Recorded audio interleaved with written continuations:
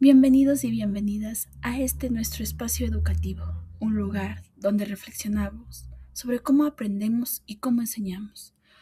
Hoy les traemos un tema fundamental para comprender los procesos mentales en el aula, la teoría del aprendizaje cognitivista o cognitivismo. Hoy me acompañan mis compañeros Luis Guerrero, Daniela Pindizaca y Jeremy Tualongo. En este episodio vamos a explicar qué es el cognitivismo, conocer sus principales autores, analizar sus postulados y ver ejemplos reales en el aula, reflexionando sobre su importancia en la educación actual. Como primer punto, ¿qué es el cognitivismo? El cognitivismo es una teoría del aprendizaje que surge como respuesta del conductismo. Propone que para comprender cómo aprendemos no basta con observar la conducta externa, sino que es necesario estudiar los procesos mentales internos que intervienen en la adquisición del conocimiento.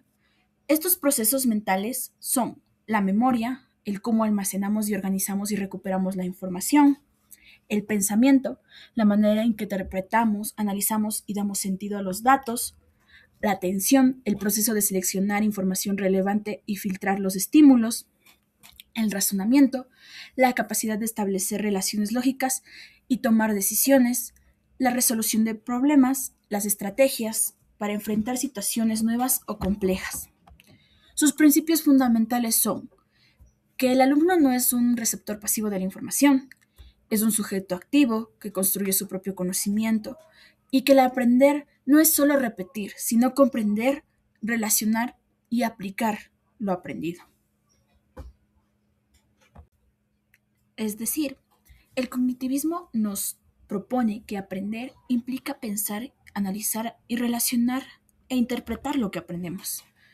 Y ahora que hemos explorado estos fundamentos principales de la teoría, es momento de dar un paso más y conocer quiénes dieron vida a estas ideas. Detrás de cada teoría hay un autor que con su visión y aportes transformó la manera en que entendemos la mente humana. En esta sección hablaremos sobre los principales autores y cómo han marcado la evolución de la psicología cognitiva. Empecemos con el padre de la teoría cognitiva, Jean Piaget. Jean Piaget fue un psicólogo suizo que estudió cómo los niños construyen su conocimiento. Su teoría sostiene que el aprendizaje depende del desarrollo de la inteligencia, y esta ocurre en etapas secuenciales. Él las clasifica en 4 principales. La primera, sensoromotora, de 0 a 2 años, que el niño aprende a través de los sentidos y el movimiento. Descubre que los objetos siguen existiendo aunque él no los vea. Este concepto lo define como la permanencia del objeto. En la etapa preoperacional, de 2 a 7 años, aparece el lenguaje y el pensamiento simbólico. El niño es egocéntrico y aún no razona de manera lógica. En la etapa de operaciones concretas, de 7 a 11 años, el pensamiento se vuelve lógico, pero limitado a objetos concretos. Comprende los conceptos de conservación y clasificación. En la última etapa de operaciones formales, de 12 años en adelante, surge el pensamiento abstracto y el adolescente ya puede formular hipótesis y razonar sobre ideas y teorías. Piaget también explicó cómo aprendemos mediante 3 procesos claves: la asimilación, la acomodación y el equilibrio. La asimilación se trata de incorporar nueva información a los esquemas mentales ya existentes. La acomodación es ajustar estos esquemas para adaptarse a lo nuevo. Y el equilibrio es el balance entre la asimilación y la acomodación para comprender el mundo. En resumen, para Piaget, el estudiante es un constructor activo de su conocimiento, y el aprendizaje ocurre cuando interactúa con su entorno y reorganiza sus estructuras mentales. Del aprendizaje significativo.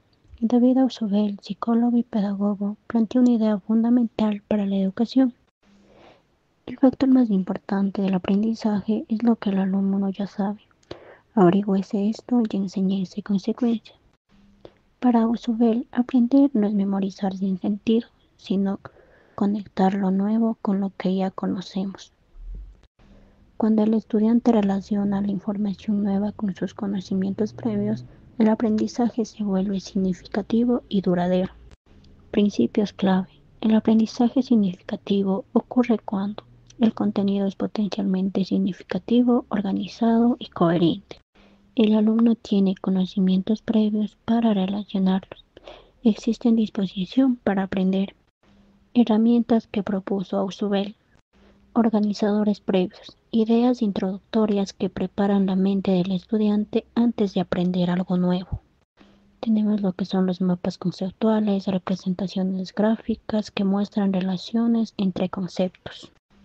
También propuso lo que son los esquemas, estructuras que organizan la información de una manera jerárquica. En síntesis, Ausubel nos recuerda que aprender es construir puentes entre lo que ya sabemos y lo que queremos aprender, no repartir datos sin conexión. Teoría del aprendizaje por descubrimiento, Jerome Bruner.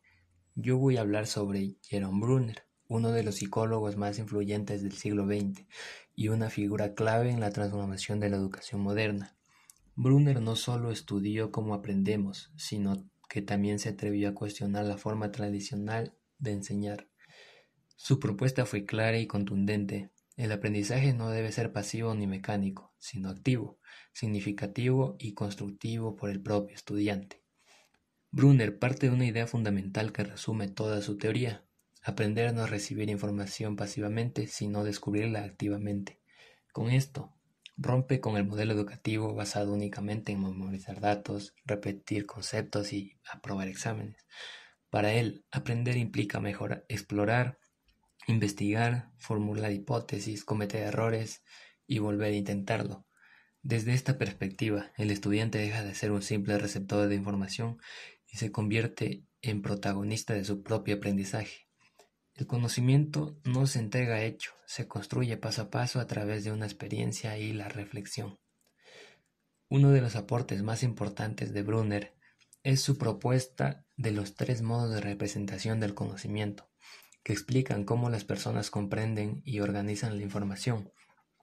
El primer modo es el enactivo, que se basa en la acción. Aquí se aprende haciendo. Por ejemplo, un niño comprende cómo funciona un objeto cuando lo manipula, lo arma, lo desarma o experimenta con él. No necesita palabras. El cuerpo y la acción son suficientes. El segundo modo es el icónico, que utiliza imágenes, esquemas y representaciones visuales. En esta etapa, el aprendizaje se apoya en dibujos, gráficos, mapas conceptuales o ilustraciones que ayudan a comprender ideas más complejas. Finalmente, está el modo simbólico, que es el más abstracto. Aquí se emplean palabras, números, fórmulas y símbolos. Es el tipo de representación más común en la escuela tradicional. Pero Bruner aclara algo importante. Este nivel funciona mejor cuando se construye sobre los anteriores, no cuando se usa de una forma aislada. Además, Bruner estableció varios principios clave del aprendizaje por descubrimiento. El primero es que el alumno debe ser activo, no pasivo. Aprender implica participación, curiosidad y pensamiento crítico. El segundo principio es que el docente no debe limitarse a transmitir información. Su rol es guiar, motivar, orientar y crear situaciones de aprendizaje desafiantes. Y el tercero es el que el aprendizaje se fortalece cuando el estudiante explora, pregunta, experimenta y busca respuestas por sí mismo. Relacionado con esto, Bruner introdujo el concepto del andamiaje, uno de los más importantes en la pedagogía actual. El andamiaje consiste en el apoyo temporal que brinda al docente que el estudiante puede realizar tareas que el estudiante no logra hacer de manera independiente. Este apoyo no es permanente. A medida que el estudiante desarrolla habilidades y confianza, el docente va retirando esa ayuda, permitiendo que el alumno actúe con mayor autonomía. En síntesis, para Jerome Bruner, aprender no significa memorizar, repetir o copiar. Aprender significa descubrir, relacionar, analizar y construir conocimiento. Su teoría nos invita a replantear la forma en que enseñamos y aprendemos, apostando por clases más dinámicas, participativas y centradas en el estudiante. Bruner nos deja un mensaje claro y vigente. Cuando el estudiante descubre por sí mismo, el aprendizaje no solo es más profundo, sino también más duradero y significativo. Gracias. Teoría de Robert Gardner. Robert Gardner, un psicólogo educativo que desarrolló una de las teorías más influyentes sobre cómo aprendemos, su propuesta se reconoce como la teoría de las condiciones del aprendizaje. Gardner parte de una idea clave. Para aprender necesitamos ciertas condiciones internas y externas que facilitan el proceso. Él identificó 8 tipos de aprendizaje que van desde lo más simple hasta lo más complejo. Aprendizaje de señales, asociar estímulos con respuesta. Aprendizaje de estímulos y respuesta, como el condicionamiento, encandescimiento, combinar respuestas simples en secuencias. Asociación verbal, aprender palabras y conceptos. Discriminación, diferenciar entre estímulos, conceptos, comprender categorías y características. Reglas, aplicar principios generales. Resolución de problemas, el nivel más complejo donde se integran reglas y conceptos. Las 9 fases del evento instruccional. Para que el aprendizaje ocurra, Gardner propuso 9 pasos que el docente debe considerar. Captar la atención del alumno, informar los objetivos del aprendizaje, recordar conocimientos previos, presentar el contenido, dar orientación para aprender, provocar la práctica, dar retroalimentación, evaluar el desempeño, favorecer la retención y la transferencia. Podemos concluir que Gardner nos enseña que aprender no solo es recibir información, sino seguir un proceso estructurado que conecta lo simple con lo complejo, asegurado que el conocimiento se puede aplicar en diferentes contextos. El psicólogo de la Fuerza Aérea, Gardner trabajó con el Cuerpo Aéreo del Ejército de Estados Unidos. Su misión era urgente y pragmática. La aplicación del cognitivismo en la educación puede variar de diferentes maneras. Por ejemplo, se traduce como estrategias que promueven la comprensión y no la simple repetición de memoria.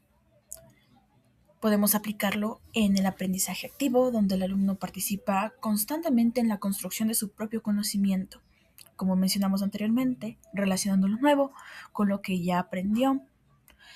El diseño de estrategias que mejoran el pensamiento de estudiantes, donde priorizamos las habilidades cognitivas, que ya mencionamos que son la retención, el razonamiento y la resolución de problemas, la organización de la información, donde utilizamos herramientas como los mapas conceptuales, esquemas y organizadores gráficos para estructurar el contenido, promoviendo un aprendizaje innovador que no solo va más allá de lo tradicional. Enseñar al alumno a reflexionar sobre su propio aprendizaje, planificar y monitorear y evaluar sus estrategias y sus ideas. Podemos decir que el cognitivismo aplicado a la educación fomenta clases donde el estudiante piensa, analiza, construye su conocimiento, desarrollando habilidades que le permiten aprender de manera más profunda y duradera. Hoy hemos aprendido que el cognitivismo estudia la mente, valora la comprensión, forma a estudiantes críticos, desarrolla la inteligencia y promueve el aprendizaje significativo. Gracias a autores como Piaget, Ausubel, Brunner y Gardner, hoy la educación es más humana, reflexiva y consciente, y sigue siendo parte fundamental para la educación del siglo XXI. Muchas gracias por escucharnos. Esperamos que este contenido nos haya ayudado a entender cómo funciona la mente al momento de aprender.